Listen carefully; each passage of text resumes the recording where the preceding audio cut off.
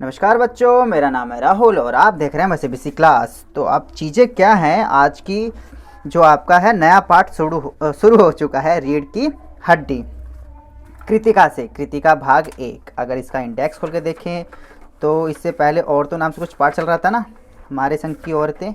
ये देखो, ये रहा था, हमारे नहीं मेरे संग की औरतें, ठीक है, मृदुला गर्ग ने लिखा था। अब ये पार्ट नहीं पढ़ाया गया है, तीसरा पढ़ाया जा रहा है। तीसरे पार्ट का नाम है रीढ़ की हड्डी, जिसे लिखा है जगदीश चंद्र माथुर जी ने, ठीक है। तो इसे है, थोड़ा सा इसे पढ़ लेते हैं और इसके प्रश्न उत्तर को आसानी से बता देते हैं।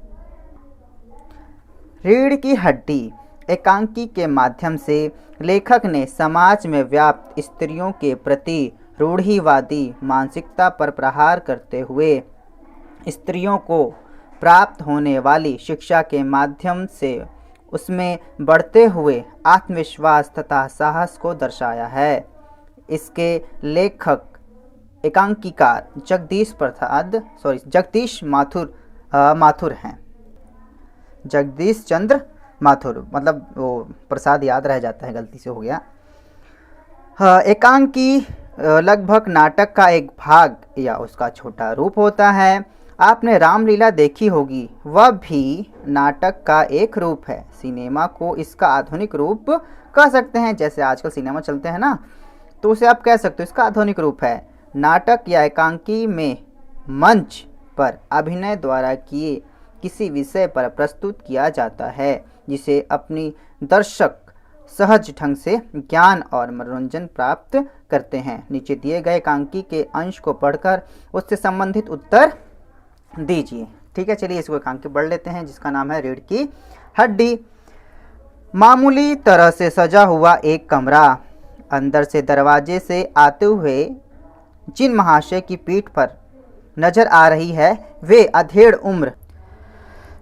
उम्र के मालूम होते हैं। एक तख्त को पकड़े हुए पीछे की ओर चलते चलते कमरे में आते हैं। तख्त का दूसरा सिरा उनके नौकर ने पकड़ रखा है, ठीक है। अब तो होता क्या है, तख्त मतलब जो चौकी होती है ना, गांव में जो चौकी होती है लकड़ी की होती है, उसे कहते हैं, इसमें फट्टे लगे होते हैं, चौकी उसे गांव में तख्त कहते हैं, ठीक है।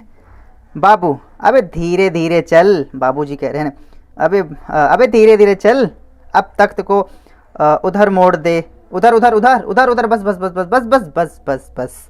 नौकर बिछा दूं साहब, बिछा दो साहब। बाबू जरा तेज आवाज में, और क्या करेगा, परमात्मा के यहाँ अंकल बंटी रही थी तो तू देर से पहुंचा था, क्या क्या क्या, बिछा दूं साहब।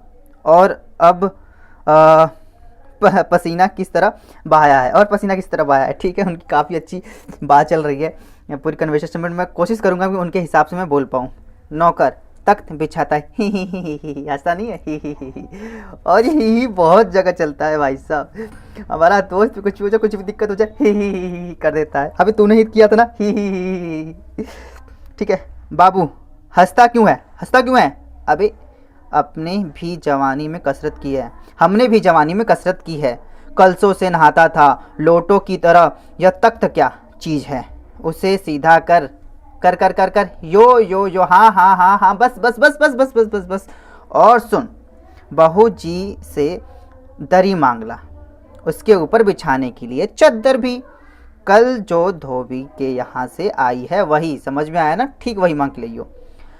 नौकर जाता है, बाबू साहब इस बीच में मेज पोस्ट ठीक करते हैं, एक झाड़न से गुलदस्ते को साफ करते हैं, कुर्सियों पर भी दो चार हाथ लगाते हैं। सहसा घर की मालकिन प्रेमा आती है और गुंबद रंग, छोटा कद, चेहरे और आवाज़ से जाहिर होता है कि किसी काम में बहुत व्यस्त है। उनके पीछे पीछे भीगी बिल्ली की तरह नौकर आ रहा है, खाली हाथ। बाबू साहब रामस्वरूप दोनों तरफ देखने लगते हैं। ये एक सीन था। अब इस सीन में अब आगे क्या होता है, प्रेमा मैं कहती हूँ तुम्हें इस वक्त धोती की क्या ज़रूरत पड़ गई, एक तो वैसे ही जल्दी जल्दी में। रामस्वरूप धोती मतलब समझ, क्वेश्चन मार्क, धोती। प्रेमा हाँ, अभी तो बदल कर आए हो, फिर न जाने किस लिए। रामस्वरूप लेकिन तुमसे धोती किसने मांगी, किसने?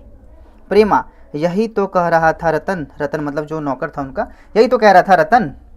ठीक है, तो उम्मीद है मैं पढ़ेगा काफ़ी अच्छा पढ़ा होगा और आगे भी और अच्छे से पढ़ूंगा, क्योंकि जो कहानी है रीढ़ की हड्डी, ठीक है, इसमें इन्होंने आधा अधूरा दे रखा है और आगे और कहानियाँ आएंगी तो उससे मैं मैच करके आपको बढ़ाता रहूँगा।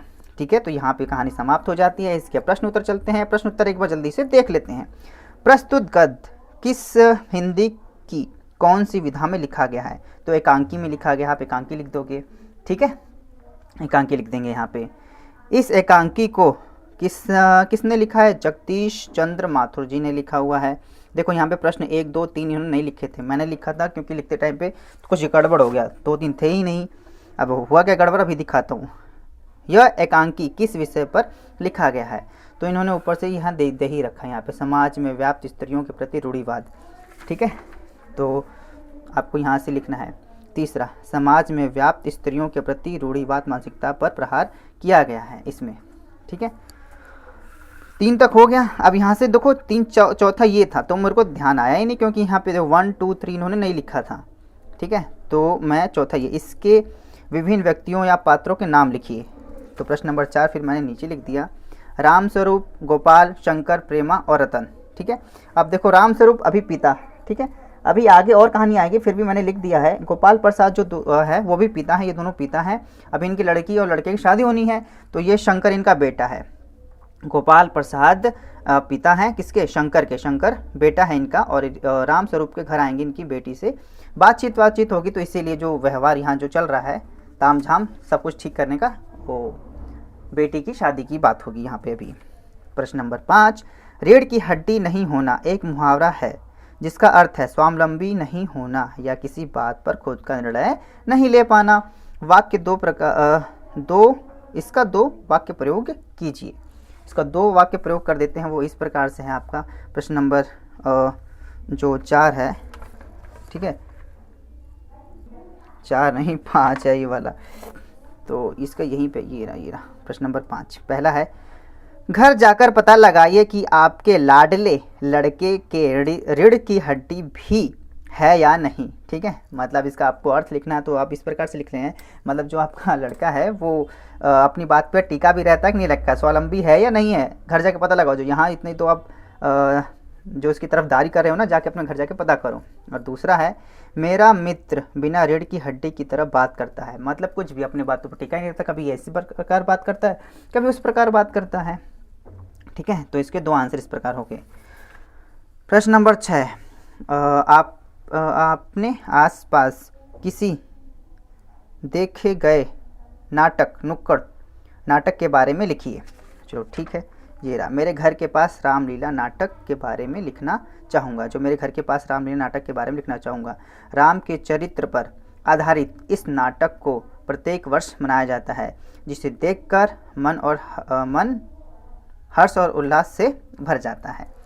आपको और बढ़ा के लिखना है तो और बढ़ा के लिख सकते हैं। ठीक है, तो चलिए मिलते हैं अगली वीडियो में। मैं CBSE क्लास इस वीडियो को देखने के लिए धन्यवाद। जय हिंद, जय भारत। ठीक है, थोड़ा इधर कर देता हूँ, कई बच्चे कहते हैं दिखाई नहीं देता। ठीक है, ठीक।